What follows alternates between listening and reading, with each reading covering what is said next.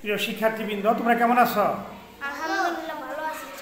আমরা একটা মজার একটা গল্প করব, শিক্ষণীয় গল্প, গ্রাম ও শহর নিয়ে। আমিন গ্রামে থাকে, শহরে এসে সে অবাক হয়ে গেল। শহরে এত গাড়ি আর এত মানুষ, চারদিকে কত রকমের দোকান, সেখানে কত কিছু যে রয়েছে। আমিন এসেছে ওর ফুফুর বাড়ি। আমিনের ফুফু বড় একটা দালানে থাকে, সেই দালানে আরও অনেক পরিবার থাকে।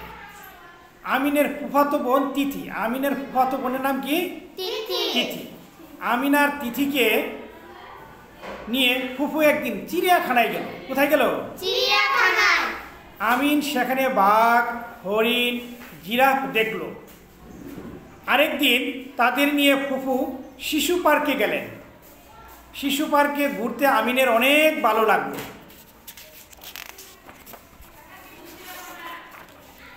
এর কয়েক মাস পরের ঘটনা। তিথি মার সাথে মামার বাড়িতে বেড়াতে গেল। তিথির মামা গ্রামে থাকেন। তিথির মামা কোথায় থাকেন? গ্রামে। তাদের বাড়ির পাশে একটা পুকুর, সেখানে হাঁস প্যাক প্যাক করে ঘুরে বেড়ায়। হাঁস কিভাবে ডাকে?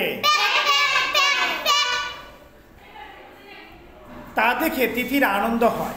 তিথির মামাতো ভাই আমিন তিথিকে নিয়ে কুমুর পাড়ায় যায়।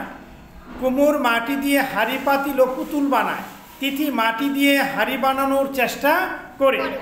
গ্রামে কত গাছ, গাছে গাছে কত পাখি, রাস্তার দুপাশে ফসলের ক্ষেত, সেখানে চাষি চাষ করে।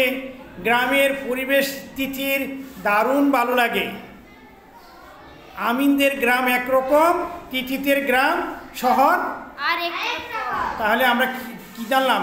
আমিনদের গ্রাম একরকম, তিথিদের শহর আরেকরকম। আজ আমরা শিখলাম যে শহরে কি কি থাকে, শহরের পরিবেশ কেমন, আর গ্রামে কি কি আছে, গ্রামের পরিবেশ কেমন।